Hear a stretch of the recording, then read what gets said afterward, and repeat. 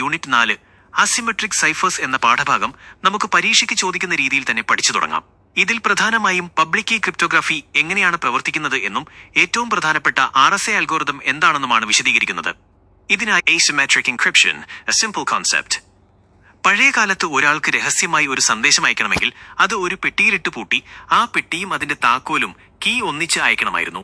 എന്നാൽ ഈ താക്കോൽ ഇടയ്ക്ക് വെച്ച് ആരെങ്കിലും മോഷ്ടിച്ചാൽ സന്ദേശം സുരക്ഷിതമല്ലാതാകും. ഇവിടെയാണ് അസിമെട്രിക് എൻക്രിപ്ഷൻ അഥവാ പബ്ലിക് കീ ക്രിപ്റ്റോഗ്രാഫി എന്ന പുതിയ ഐഡിയ വരുന്നത്. ഇതിൽ ഓരോ വ്യക്തിക്കും 2 കീകൾ ഉണ്ടാകും. ഒന്ന് പബ്ലിക് കീ, ഇത് എല്ലാവർക്കും അറിയാവുന്ന കീയാണ്. ഒരാൾക്ക് സന്ദേശം അയക്കാൻ ആ വ്യക്തിയുടെ പബ്ലിക് കീ ഉപയോഗിച്ച് സന്ദേശം ലോക്ക് ചെയ്യാം.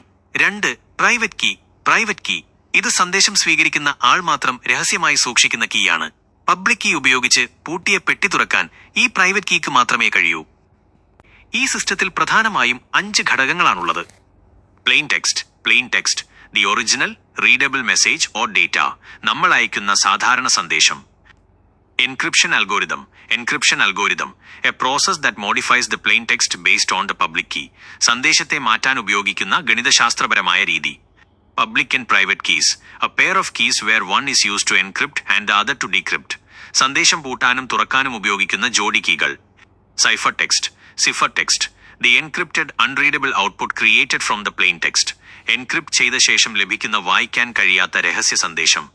Decryption algorithm, a process that converts the ciphertext back into the plain text using the private key, രഹസ്യ സന്ദേശത്തെ തിരികെ പഴയ രൂപത്തിലാക്കുന്ന രീതി.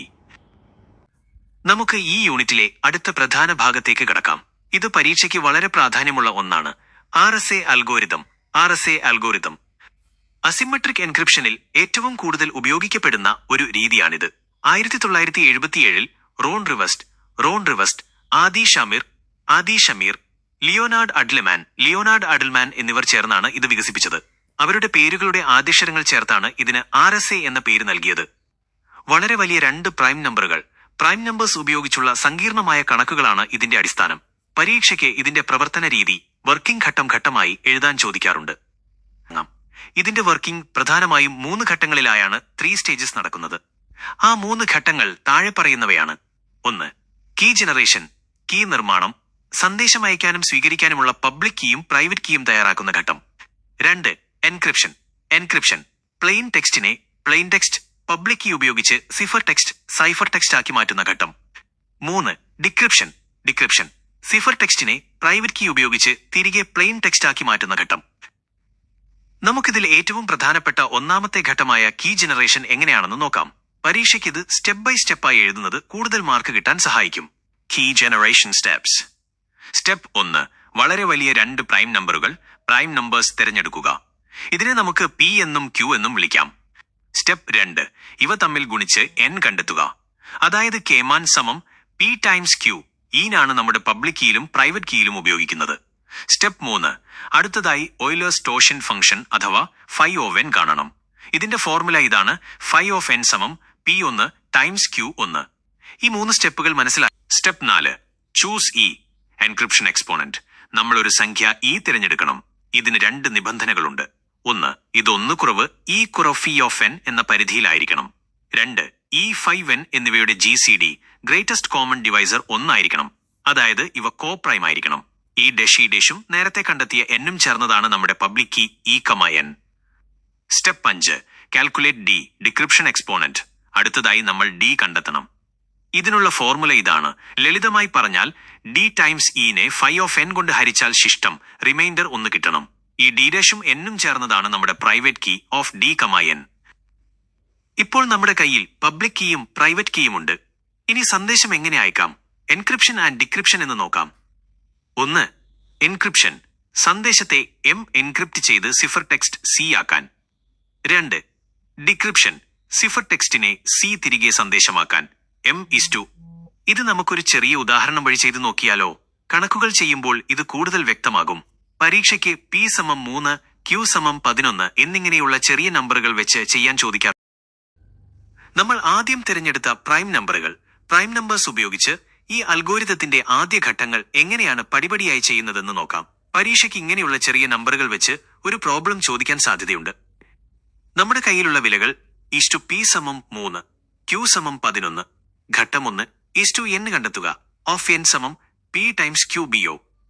ആദ്യം നമ്മൾ പിയും ക്യൂ ഈസുവും തമ്മിൽ ഗുണിക്കണം. Multiplication dot. ഈ n എന്ന സംഖ്യയാണ് പബ്ലിക് കീയിലും പ്രൈവറ്റ് കീയിലും ഒരുപോലെ ഉപയോഗിക്കുന്നത്. ഘട്ടം 2 ഫൈ ഓഫ് n കണ്ടെത്തുക. ഫൈ ഓഫ് n സമം P1 ടൈംസ് Q1. അടുത്തതായി നമ്മൾ ചെയ്യേണ്ടത് ഓരോ പ്രൈം നമ്പറിൽ നിന്നും 1 കുറയ്ക്കുക. സബ്ട്രാക്ഷൻ. എന്നിട്ട് അവ തമ്മിൽ ഗുണിക്കുക. മൾട്ടിപ്ലിക്കേഷൻ എന്നതാണ്. P-1 സമം 3 മുതൽ 1 വരെ സമം 2. Q-1 സമം 11 മുതൽ 1 വരെ സമം 10. ഇനി ഇവ തമ്മിൽ ഗുണിക്കുമ്പോൾ ഈ ഫൈ ഓഫ് n എന്ന സംഖ്യ പബ്ലിക് കീയും പ്രൈവറ്റ് കീയും കണക്കാക്കാൻ നമ്മളെ സഹായിക്കുന്നു. ഇനി അടുത്ത ഘട്ടം ഈ എൻക്രിപ്ഷൻ എക്സ്പോണന്റ് കണ്ടെത്തുക എന്നതാണ്. ഇതിനായി നമ്മൾ 1നും 20നും ഫൈ ഓഫ് n ഇടയിലുള്ള ഒരു സംഖ്യ തിരഞ്ഞെടുക്കണം. ആ സംഖ്യയും 20ഉം തമ്മിൽ ഒന്നല്ലാതെ മറ്റു പൊതുവായ ഘടകങ്ങൾ കോമൺ ഫാക്ടേഴ്സ് ഉണ്ടാകാൻ പാടില്ല. നമുക്ക് ഈ സമം 3 എന്നെടുത്താൽ അത് ശരിയാകുമോ? 3ഉം 20ഉം തമ്മിൽ ഒന്നല്ലാതെ മറ്റു പൊതുവായ ഘടകങ്ങൾ കോമൺ ഫാക്ടേഴ്സ് ഒന്നുമില്ല. അതുകൊണ്ട് നമുക്ക് ഈ സമം 3 എന്ന് തന്നെ എടുക്കാം. ഇപ്പോൾ നമ്മുടെ പക്കൽ പബ്ലിക് കീ n സമം 33 തയ്യാറാണ്. ഇനി നമുക്ക് പ്രൈവറ്റ് കീയിലെ ഡിക്രിപ്ഷൻ എക്സ്പോണന്റ് കണ്ടെത്തണം. ഇതിനായി നമ്മൾ ഉപയോഗിക്കുന്ന കണ്ടീഷൻ ഇതായിരുന്നു. നമുക്ക് സംഖ്യകൾ ഇട്ട് നോക്കാം. നമുക്ക് ഡിയുടെ സ്ഥാനത്ത് ഓരോ നമ്പറുകൾ ഇട്ട് ഗുണിച്ചു. മൾട്ടിപ്ലൈ നോക്കാം. ഡി സമം 1 ഇംപ്ലൈസ് 1 ടൈംസ് 3 സമം 3. 20 കൊണ്ട് ഹരിക്കുമ്പോൾ ബാക്കി 3. ഡി സമം 2 ഇംപ്ലൈസ് 2 ടൈംസ് 3 സമം 6. ഡി സമം 7 ഇംപ്ലൈസ് 7 ടൈംസ് 3 സമം 21. ഇവിടെ 21നെ 20 കൊണ്ട് ഹരിക്കുമ്പോൾ ഡിവൈഡ് ബാക്കി എത്ര കിട്ടും? 21നെ 20 കൊണ്ട് ഹരിക്കുമ്പോൾ ഡിവൈഡ് ചെയ്യുമ്പോൾ ശിഷ്ടം റിമൈൻഡർ 1 തന്നെയാണ് കിട്ടുന്നത്. അതായത് 21 20 സമം 1 ഹരണഫലം ബാക്കി 1 ശിഷ്ടം. നമ്മുടെ നിബന്ധന ഇതായിരുന്നു. D times div phi of n ചെയ്യുമ്പോൾ ശിഷ്ടം 1 കിട്ടണം. ഇവിടെ 7 ടൈംസ് 3 ഡിവ് 20 ചെയ്തപ്പോൾ ശിഷ്ടം 1 കിട്ടി. അതുകൊണ്ട് നമ്മുടെ പ്രൈവറ്റ് കീ ഓഫ് ഡി എന്നത് 7 ആണ്. ഇപ്പോൾ നമ്മുടെ പക്കൽ 2 കീകളുണ്ട്. Public key n is to 3 33. Private key n is to 7 33. ഇനി നമുക്കൊരു സന്ദേശം മെസ്സേജ് അയച്ചു നോക്കാം. നമ്മുടെ സന്ദേശം m സമം 5 ആണെന്ന് കരുതുക. ഈ സന്ദേശത്തെ എങ്ങനെയാണ് ഒരു രഹസ്യ കോഡാക്കി സൈഫർ ടെക്സ്റ്റ് മാറ്റുന്നത് എന്ന് നോക്കാം. എൻക്രിപ്ഷൻ ഘട്ടം. ഇതിനുള്ള ഫോർമുല ഇതാണ്. C സമം m⁻e p mod n. അതായത് C സമം 5 3 p mod 33. ഇവിടെ ആദ്യം നമ്മൾ 5നെ 3 തവണ ഗുണിക്കണം. 5 ടൈംസ് 5 ടൈംസ് 5. നമുക്ക് ആ ഗുണനം മൾട്ടിപ്ലിക്കേഷൻ ഒന്ന് നോക്കാം. 5 3 എന്ന് പറഞ്ഞാൽ 5നെ 3 തവണ ഗുണിക്കണമെന്നാണ് അർത്ഥം.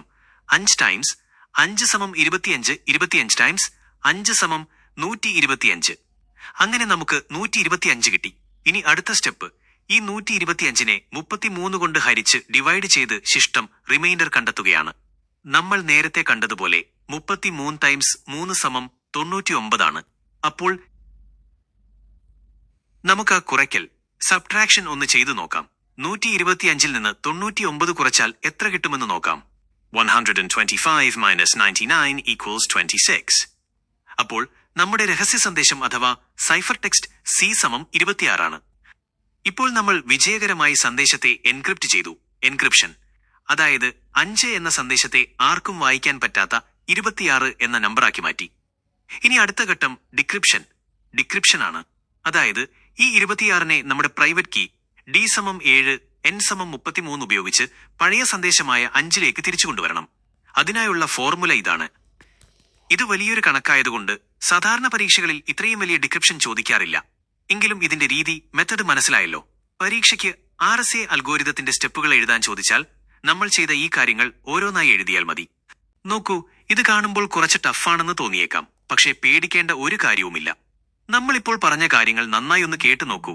ഇനി അത് കേട്ടിട്ട് മനസ്സിലാകുന്നില്ലെങ്കിൽ നിങ്ങളുടെ ടെക്സ്റ്റ് ബുക്കിലെ page number 32 33 page number 32 and 33 ഒന്ന് തുറന്നു വയ്ക്കുക.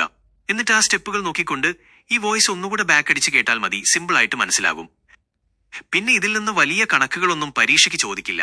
ഒരുപക്ഷെ ഇത് വിശദീകരിക്കാനാണ് ചോദിക്കുന്നതെങ്കിൽ നമ്മൾ ഇപ്പോൾ പഠിച്ചതുപോലെ സ്റ്റെപ്പ് ബൈ സ്റ്റെപ്പ് ആയിട്ട് എഴുതിയാൽ മതി. വേണമെങ്കിൽ ഒരു ഉദാഹരണവും കൊടുക്കാം. അത്രയുള്ളൂ. അതുകൊണ്ട് ധൈര്യമായിരിക്കൂ. നമുക്ക് RSA അൽഗോരിതത്തിന്റെ ഗുണങ്ങൾ, അഡ്വാൻറ്റേജസ് എന്തൊക്കെയാണെന്ന് നോക്കാം. RSA അൽഗോരിതത്തിന്റെ പ്രധാനപ്പെട്ട 2 മെച്ചങ്ങൾ, അഡ്വാൻറ്റേജസ് ഇവ തന്നെയാണ്. പരീക്ഷയ്ക്ക് എഴുതുമ്പോൾ ഈ പോയിന്റുകൾ താഴെ പറയുന്ന രീതിയിൽ കുറച്ചുകൂടി വിശദീകരിക്കാം. 1. Secure key exchange. സുരക്ഷിതമായ കീ കൈമാറ്റം.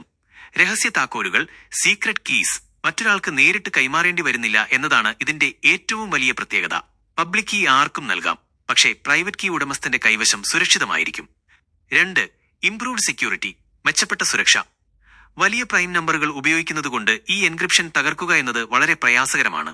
അതുകൊണ്ട് തന്നെ ഇത് വളരെ സുരക്ഷിതമാണ്. ാണ് RSA അൽഗോരിതത്തിന് നേരെ പ്രധാനമായും 5 തരം ആക്രമണങ്ങൾ, അറ്റാക്സ് ആണുള്ളത്. പരീക്ഷയ്ക്ക് ഇത് ചോദിച്ചാൽ ഒരു 4 പോയിന്റുകൾ പ്രകാരം ഇവയാണ് ആ അറ്റാക്കുകൾ. 1. Plain text attacks. ഹാക്കർക്ക് പ്ലെയിൻ ടെക്സ്റ്റും അതിന്റെ സിഫർ ടെക്സ്റ്റും അറിയാമെങ്കിൽ അതുപയോഗിച്ച് പ്രൈവറ്റ് കീ കണ്ടെത്താൻ ശ്രമിക്കുന്ന രീതിയാണിത്. 2. Factorisation attacks. ഇത് നമ്മൾ നേരത്തെ പറഞ്ഞതാണ്. RSAയുടെ അടിസ്ഥാനമായെന്നെ PQ എന്നിങ്ങനെ വേർതിരിക്കാൻ ശ്രമിക്കുന്നു. 3. Timing attacks. എൻക്രിപ്ഷനോ ഡിക്രിപ്ഷനോ ചെയ്യാൻ സിസ്റ്റം എടുക്കുന്ന സമയം അളന്ന് പ്രൈവറ്റ് കീയെക്കുറിച്ച് സൂചനകൾ കണ്ടെത്തുന്നു.